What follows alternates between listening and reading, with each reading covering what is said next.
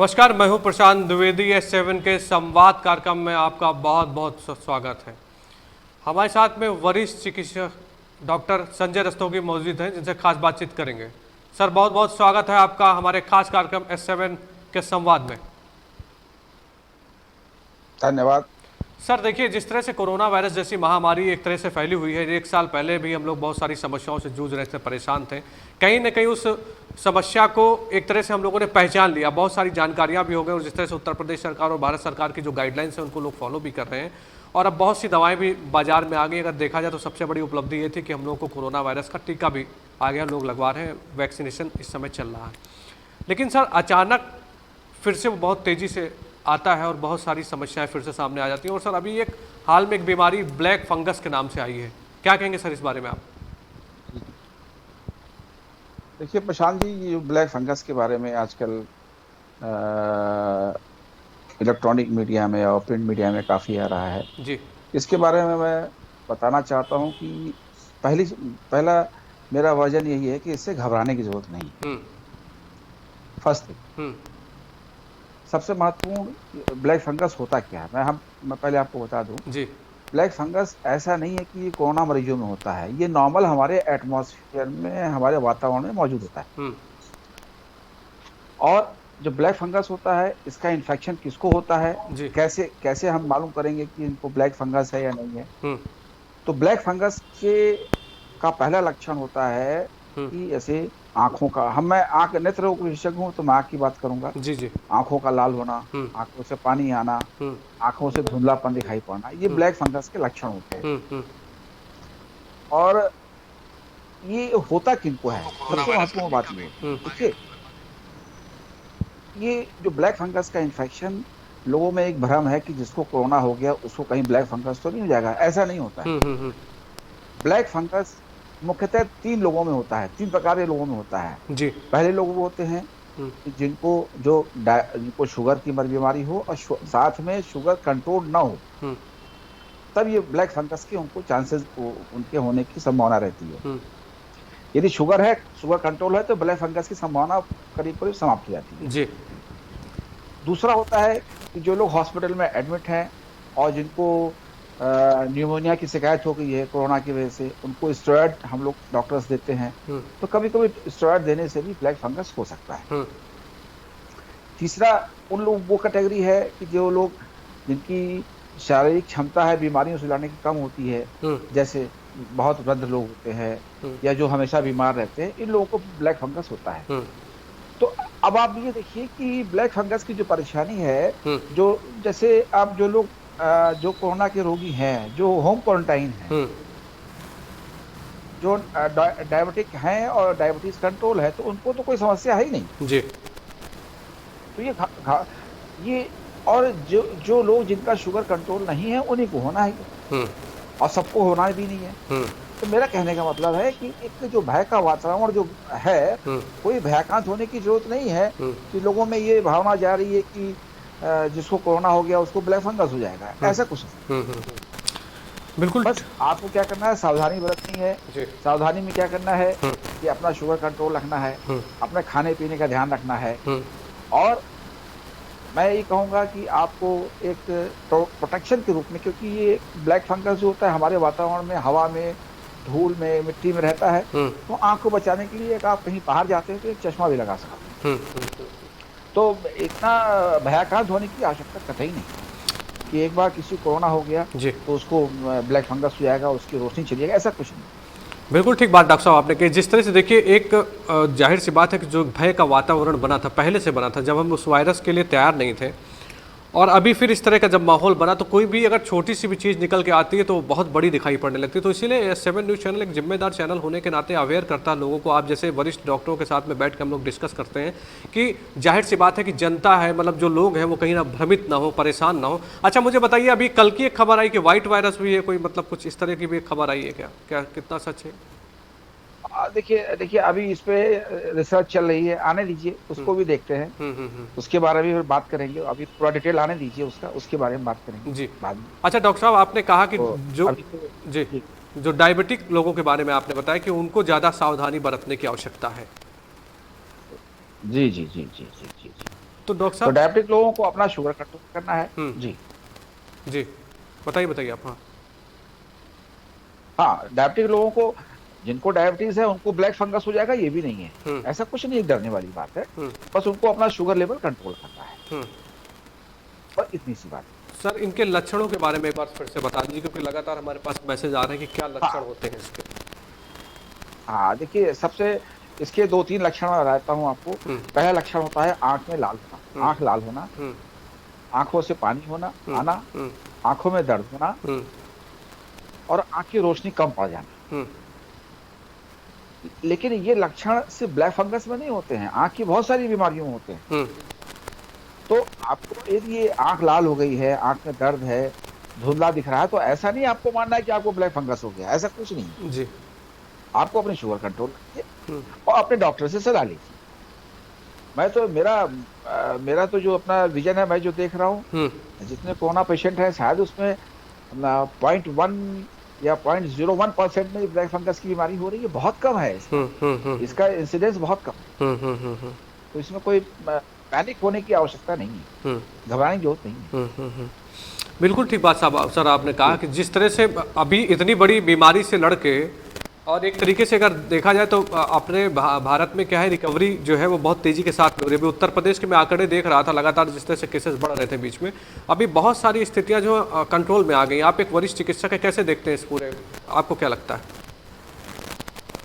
देखिए, वो जो करीब 15 दिन पहले का समय था, वो जो भयानक जो स्थितियां थी जी, और उस समय हम लोग, आप सोचिए कि हम लोग 24 घंटे फोन पे रहते थे। किसी को ऑक्सीजन चाहिए, किसी को बेड चाहिए, किसी को मेडिसिन चाहिए, और इतना पैनिक क्रिएट हो गया था पूरे देश में कि हम तो जैसे रायबली में थे, रायबली बात करते हैं, इतना पैनिक क्रिएट हुआ था, बहुत ज्यादा पैनिक क्रिएट हुआ। लेकिन सरकार ने करीब हफ्ते 10 दिन के अंदर सब मैनेज कर लिया।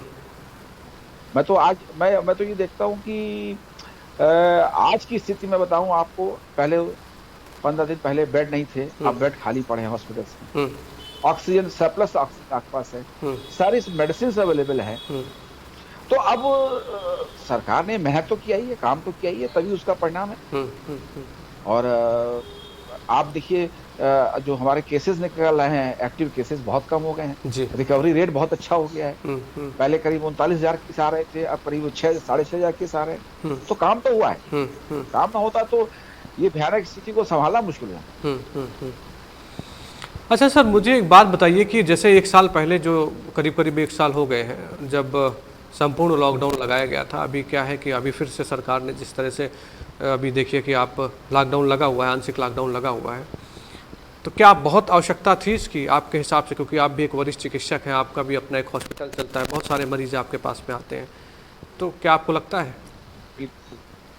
बिल्कुल प्रशांत जी, ये जो सरकार ने लॉकडाउन लगाया है, हम लोग तो डॉक्टर्स आपस में बात करते थे कि ये लॉकडाउन जब हमारे केस 1 लाख से 2 लाख और 3 से 4 लाख हुए, उससे पहले लगा देना चाहिए। यदि ये लॉकडाउन करीब पहले जो जब लगाया उससे करीब 15 दिन पहले लगा देते तो ये स्थितियां इतनी गंभीर ना होती। एक्चुअली प्रॉब्लम कहाँ हो रही है? प्रॉब्लम दोनों जगह से हुई जी। हम जनता है, हम सरकार को दोष देते हैं, भाई सरकार ने बेड की व्यवस्था नहीं की, सरकार ने ऑक्सीजन की व्यवस्था नहीं की, सरकार ने मेडिसिन की व्यवस्था नहीं की। लेकिन हमने, जनता ने क्या किया? हमने तो बहुत लापरवाही कर दी। आप सोचिए, शादी में 1,000-2,000 लोगों की गैदरिंग हो रही है, आप मास्क नहीं पहन रहे हो और सोशल डिस्टेंसिंग ख्याल नहीं रख रहे हो, तो क्या होगा?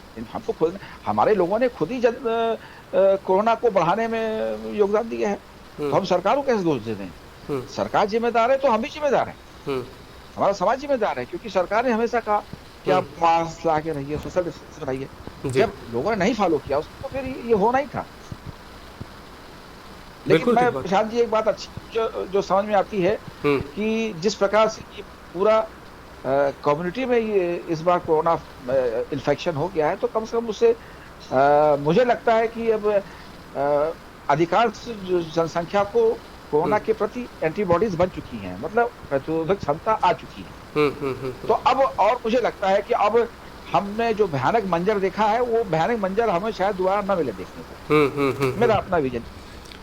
ठीक बात कर रहे हैं। देखिए डॉक्टर साहब, मैं भी इस बात को मानता हूं कि सबकी अपनी अपनी नैतिक जिम्मेदारियां हैं और उस जिम्मेदारी का पालन करना चाहिए। सरकार आपको मतलब बता सकती है गाइडलाइंस के बारे में। लगातार आप देखिए प्रचार प्रसार भी चल रहा था और जिस तरह से प्रयास किए जा रहे थे उसमें साफ तौर पर है कि आपको अपनी जिम्मेदारी समझने की आवश्यकता है।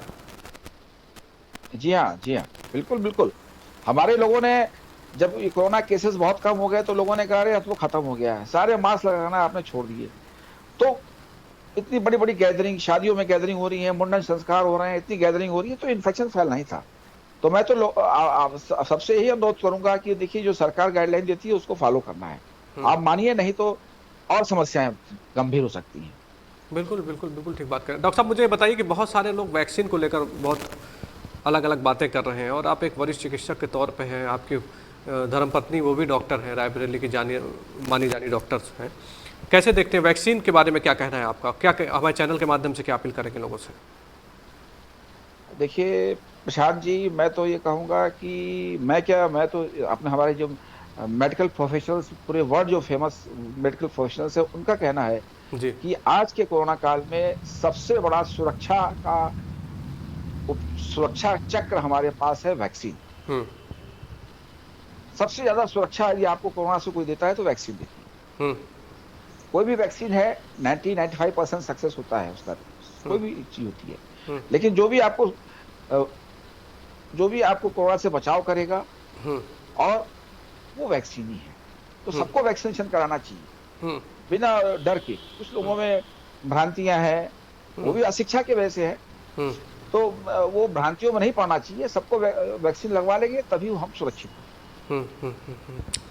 जाहिर सी बात है, वैक्सीनेशन बहुत ही ज़रूरी है। डॉक्टर साहब भी देखिए आपसे कह रहे हैं कि वैक्सीनेशन जब भी जिसको मौका मिलता है, आपका जब भी नंबर आता है, और लगातार देखिए सरकार भी लगी हुई है। अभी आप देखिए बच्चों के लिए भी वैक्सीन का जो है वो बहुत जल्द शुरू हो जाएगी, अभी घोषणा हुई है बीच में। डॉक्टर साहब, मुझे ये बताइए कि वैक्सीन, बहुत सारे लोग कह रहे हैं कि 3 तरह की अलग अलग वैक्सीन आ रही है, तो उनके बारे में भी बातें हो रही हैं। आप तो काफ़ी डॉक्टर्स के बीच में थे, आप भी वरिष्ठ चिकित्सक हैं, तो क्या कहना है इस बारे में आपका? देखिए हम तो ये कहेंगे, मैं तो मीडिया से ही कहता हूँ और मीडिया के आपसे कहता हूँ, आपसे मेरी मुलाकात होती है और मीडिया बंधुओं से कहता हूँ कि देखिए हमारे देश के वैज्ञानिकों ने कितना बड़ा कमाल कर दिया है। आप जी जी, 2 वैक्सीन हमारे देश के वैज्ञानिकों ने बना दिया है। बहुत बड़ी बात है, बहुत बड़ी उपलब्धि है। और हम वैक्सीन जो हमारी बनी है वो 92%, 94% सक्सेस, उसका एफिकेसी है, मतलब उसकी सफलता 92% है। बहुत बड़ी बात है।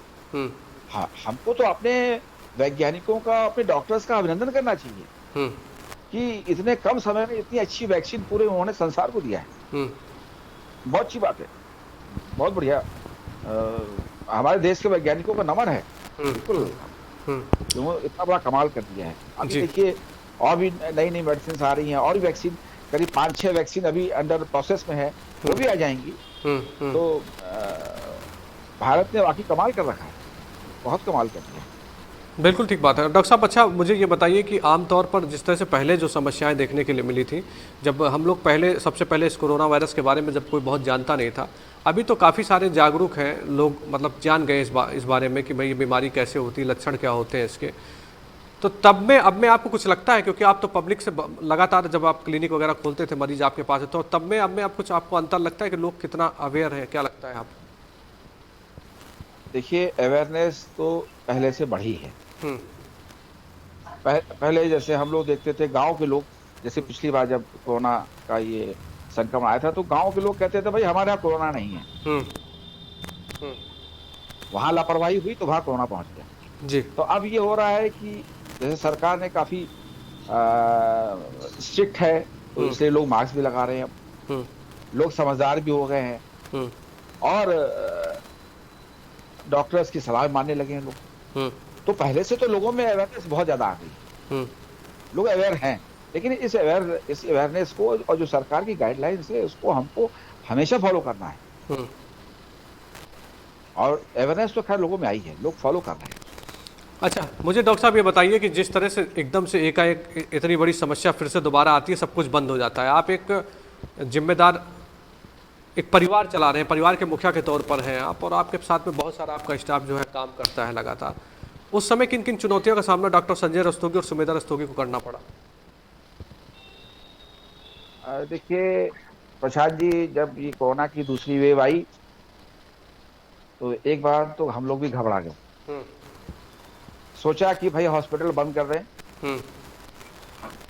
लेकिन फिर मन में आया कि ये हमारा धर्म नहीं है। हम यदि हमारे डॉक्टर्स ही लोग मरीज नहीं देखेंगे तो मरीजों को देखेगा कौन?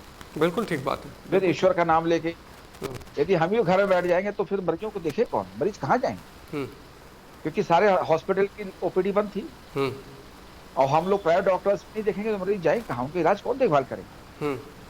तो फिर हम लोगों ने ईश्वर का नाम लिया और फिर अपने पूरे प्रिकॉशन लेके और पूरी गाइडलाइन फॉलो करके हम लोगों ने देखना शुरू किया मरीज।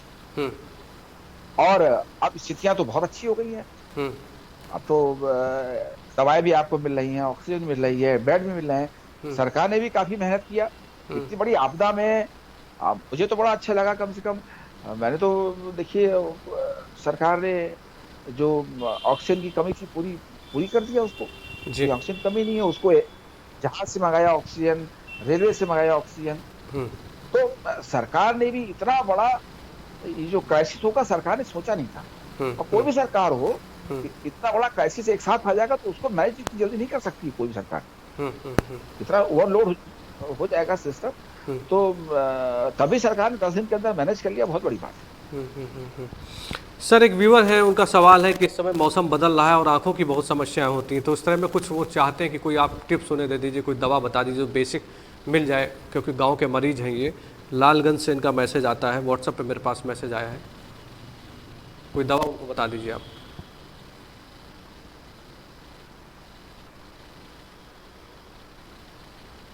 आवाज़ आ रही है? मुझे लगता है कि नेटवर्क की कुछ समस्या। जी सर, एक लालगंज के व्यूवर है, उन्होंने एक मैसेज किया जिसमें उन्होंने बताया कि इस तरह से जो मौसम बदल रहा है इसको देखते हुए आंखें कहीं ना कहीं आंखों में दिक्कत हो जाती है, लाल हो जाती हैं आंखें, तो उसके लिए क्या दवाएं क्या आप बता सकते हैं? आप कुछ कोई ड्रॉप बता सकते हैं उनके लिए?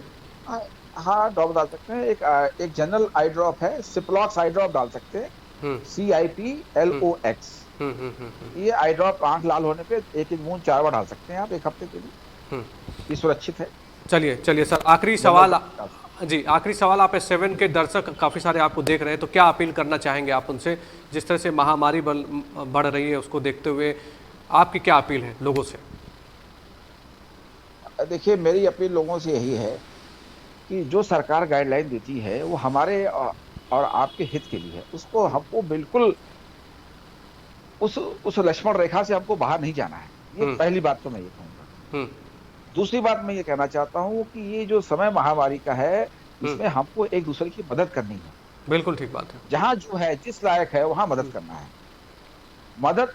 और तीसरा, ये आपदा में कोई अवसर नहीं तलाशना है।